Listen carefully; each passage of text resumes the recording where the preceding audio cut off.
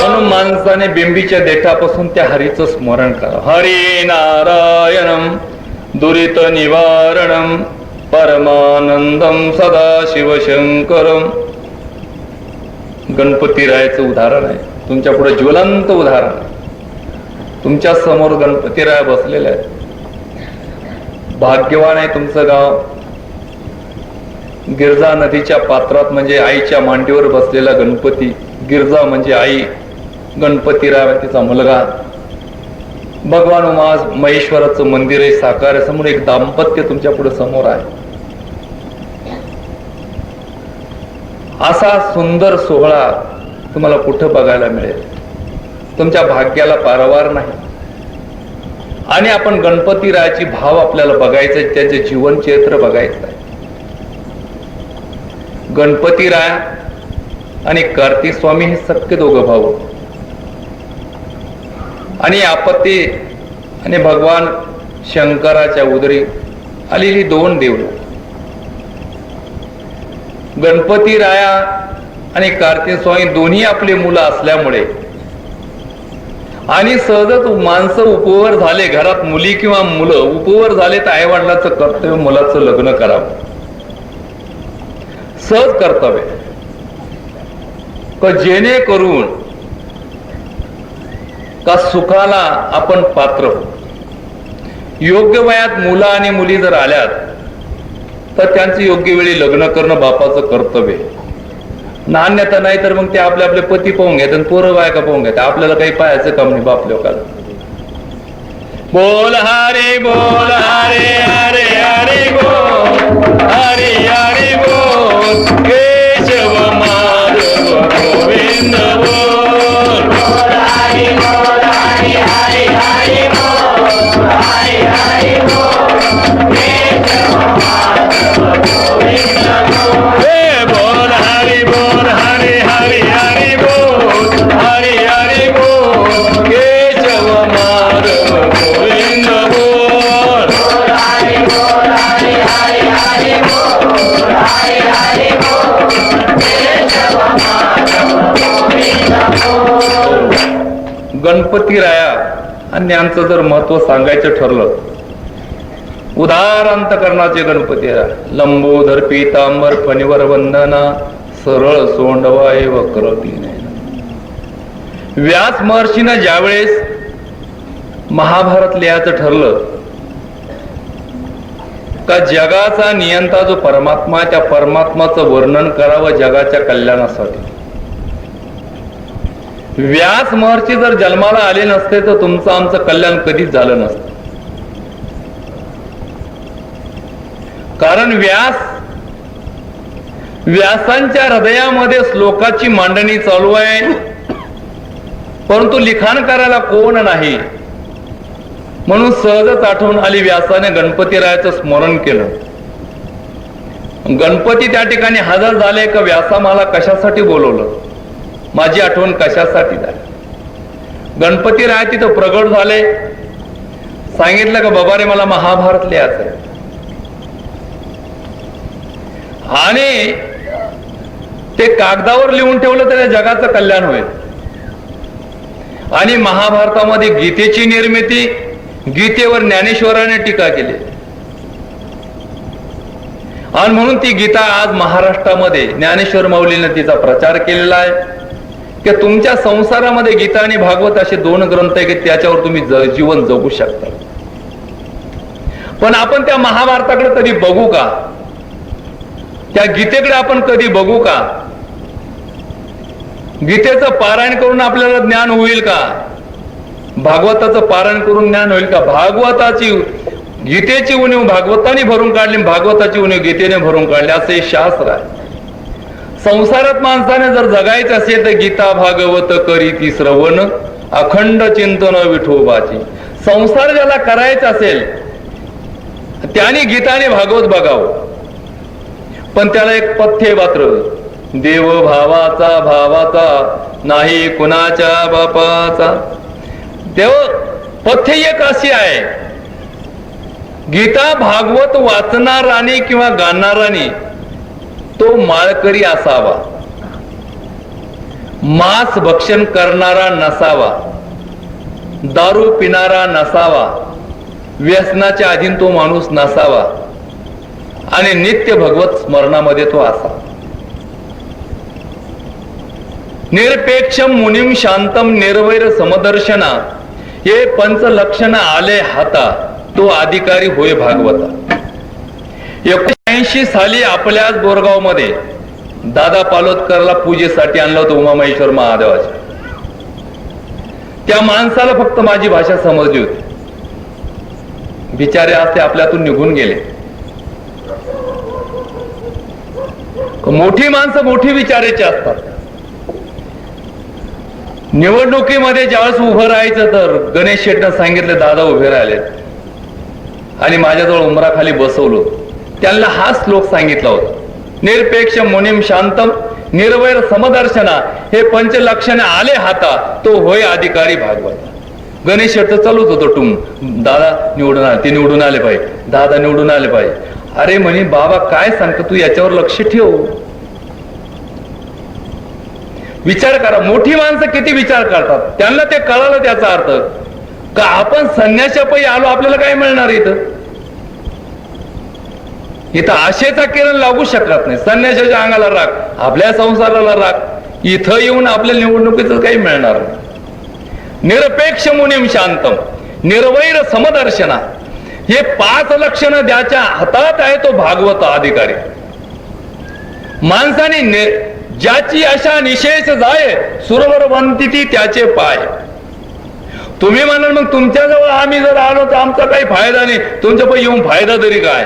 बोल हरी बोल हरी हरी हरी बोल हरी हरी बोल केशव माधव गोविंद बोल हरी बोल हरी हरी हरी बोल हरी हरी बोल केशव माधव गोविंद बोल हरी बोल हरी हरी हरी बोल हरी हरी बोल केशव माधव गोविंद बोल हरी बोल हरी हरी हरी बोल हरी हरी बोल केशव माधव गोविंद बोल. बघा, एक सज्जग्रस्त आहे आणि त्याला एक महाराज भेटले.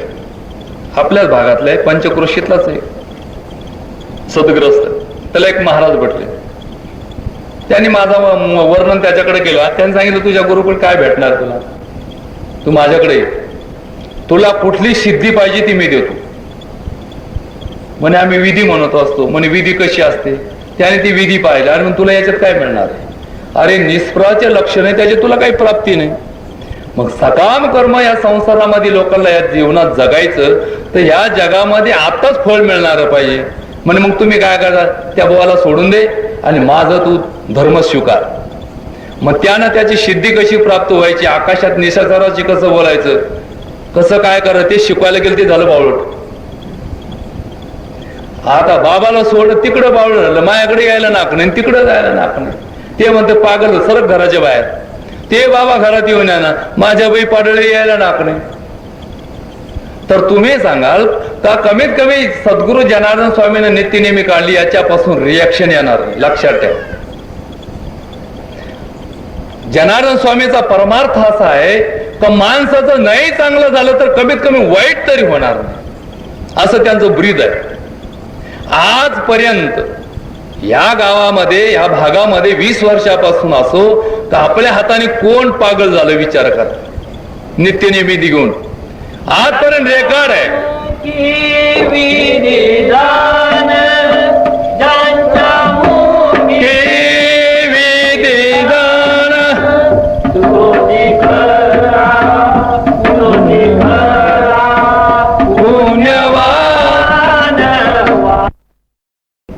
आता साधू संताला तर सुख आणि दुःख ही वस्तूच माहित नाही.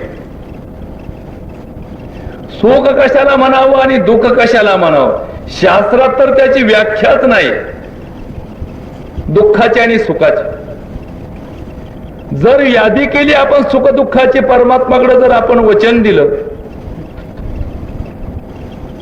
आपण सुखाची प्राप्ती करतो लहानपणापासून. आपण सुखाची जर प्राप्ती करायचं ठरवलं, लहान मुलगा शाळेत जर घाला, तो 4थी 3री जर गेला, तो म्हणतो देवा मला पास कर, गणपतीराया तुला नारळ पडतो. म्हणजे जर पास झाला तर त्या देवालाही नारळ मिळतं ना आपल्याला आनंद मिळतो. नापास झाला तर देवाचं नारळ गेलं. पण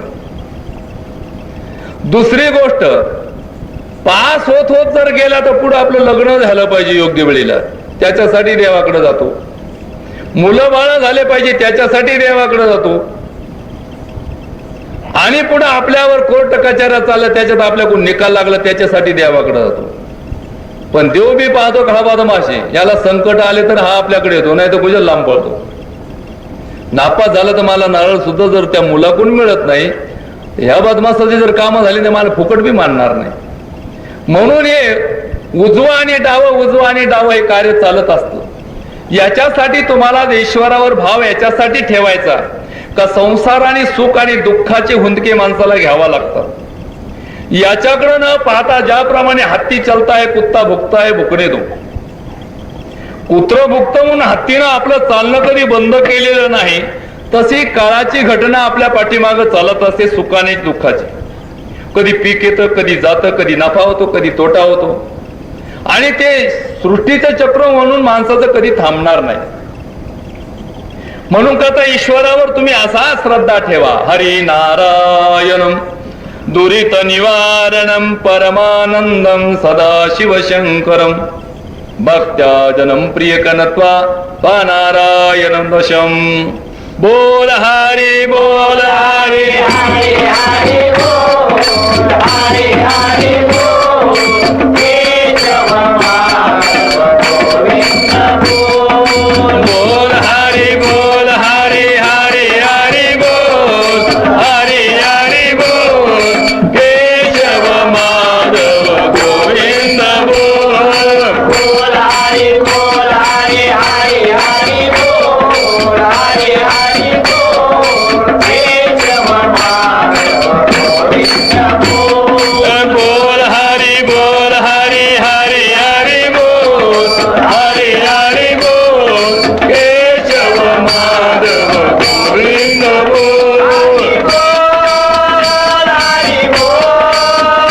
हरी बोल हरी बोल हरी बोल हरी बोल हरी बोल हरी बोल हरी बोल. बोल हरी बोल हरी हरी हरी बोल हरी हरी बोल केशव माधव गोविंद बोल. हरी बोल हरी हरी हरी बोल हरी हरी बोल केशव माधव गोविंद बोल. बोल हरी बोल हरी हरी हरी बोल हरी हरी बोल केशव माधव गोविंद बोल.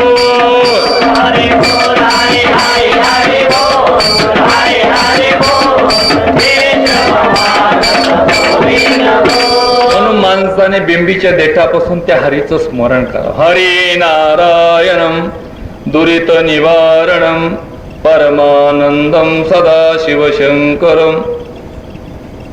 गणपतीरायाचं उदाहरण आहे तुमच्या पुढे, ज्वलंत उदाहरण. तुमच्या समोर गणपतीराया बसलेले आहेत.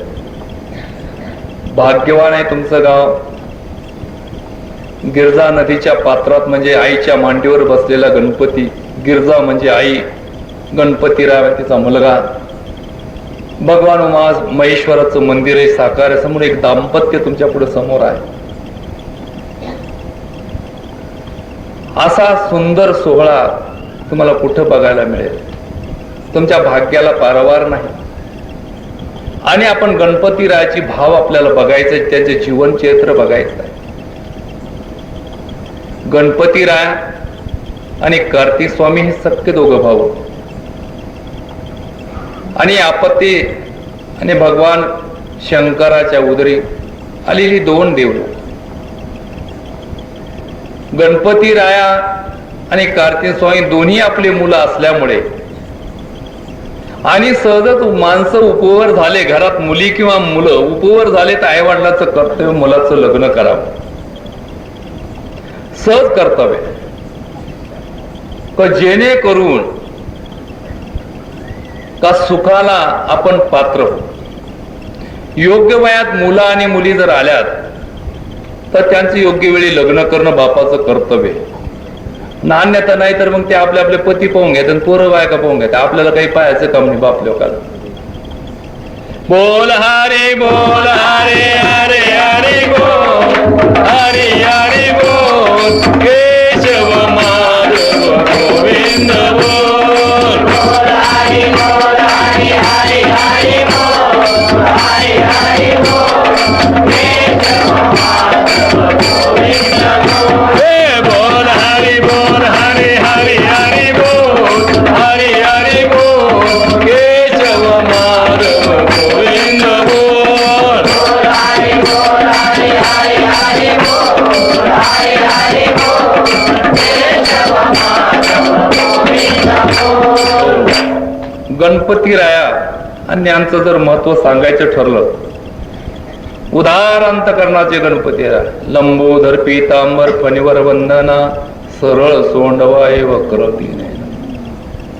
व्यास महर्षीनं ज्यावेळेस महाभारत लिहायचं ठरलं का जगाचा नियंता जो परमात्मा आहे त्या परमात्माचं वर्णन करावं जगाच्या कल्याणासाठी. व्यास महर्षी जर जन्माला आले नसते तर तुमचं आमचं कल्याण कधीच झालं नसतं. कारण व्यासांच्या हृदयामध्ये श्लोकाची मांडणी चालू आहे, परंतु लिखाण करायला कोण नाही. म्हणून सहजच आठवण आली, व्यासाने गणपतीरायाचं स्मरण केलं. गणपती त्या ठिकाणी हजर झाले का व्यासा मला कशासाठी बोलवलं, माझी आठवण कशासाठी झाली. गणपतीराय तिथं प्रगट झाले, सांगितलं का बाबा रे मला महाभारत लिहायचंय. आणि ते कागदावर लिहून ठेवलं तर जगाचं कल्याण होईल. आणि महाभारतामध्ये गीतेची निर्मिती, गीतेवर ज्ञानेश्वराने टीका केली आणि म्हणून ती गीता आज महाराष्ट्रामध्ये ज्ञानेश्वर माऊलीने तिचा प्रचार केलेला आहे की तुमच्या संसारामध्ये गीता आणि भागवत असे दोन ग्रंथ आहे की त्याच्यावर तुम्ही जीवन जगू शकता. पण आपण त्या महाभारताकडे कधी बघू का, त्या गीतेकडे आपण कधी बघू का. गीतेचं पारायण करून आपल्याला ज्ञान होईल का, भागवताचं पारायण करून ज्ञान होईल का. भागवताची गीतेची उणीव भागवताने भरून काढली, भागवताची उणीव गीतेने भरून काढली असं हे शास्त्र आहे. संसारात माणसाने जर जगायचं असेल तर गीता भागवत करी ती श्रवण अखंड चिंतन विठोबाची. संसार ज्याला करायचा असेल त्याने गीताने भागवत बघावं. पण त्याला एक पथ्य मात्र, देव भावाचा नाही कुणाच्या बापाचा. देव पथ्य एक अशी आहे, गीता भागवत वाचणाराने किंवा गाणाराने तो माळकरी असावा, मांस भक्षण करणारा नसावा, दारू पिणारा नसावा, व्यसनाच्या अधीन तो माणूस नसावा आणि नित्य भगवत स्मरणामध्ये तो असावा. निरपेक्षम मुनिम शांतम निर्वैर समदर्शना हे पंचलक्षण आले हाता तो अधिकारी होय भागवता. 1980 साली आपल्याच बोरगाव मध्ये दादा पालोदकरला पूजेसाठी आणलं होतं उमामहेश्वर महादेवाच्या. त्या माणसाला फक्त माझी भाषा समजली होती. बिचारे आज ते आपल्यातून निघून गेले. मोठी माणसं मोठी विचारायची असतात. निवडणुकीमध्ये ज्यावेळेस उभं राहायचं तर गणेश शेट्टनं सांगितलं दादा उभे राहिले आणि माझ्याजवळ उमराखाली बसवलं.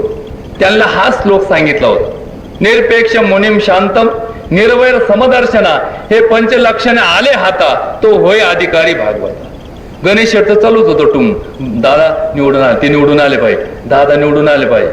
अरे म्हणे बाबा काय सांगतो तू, याच्यावर लक्ष ठेव. विचार करा, मोठी माणसं किती विचार करतात. त्यांना ते कळालं त्याचा अर्थ का आपण संन्याशापायी आलो, आपल्याला काय मिळणार इथं. इथं आशेचा किरण लागू शकत नाही. संन्याशाच्या अंगाला राग, आपल्या संसाराला राग, इथं येऊन आपल्या निवडणुकीचं काही मिळणार नाही. निरपेक्ष मुनीम शांतम निर्वैर समदर्शना हे 5 लक्षणं ज्याच्या हातात आहे तो भागवत अधिकारी. माणसाने ज्याची अशा निशेष जाय सुरवर वंतिती त्याचे पाय. तुम्ही म्हणाल मग तुमच्याजवळ आम्ही जर आलो तर आमचा काही फायदा नाही. तुमच्यापायी येऊन फायदा तरी काय.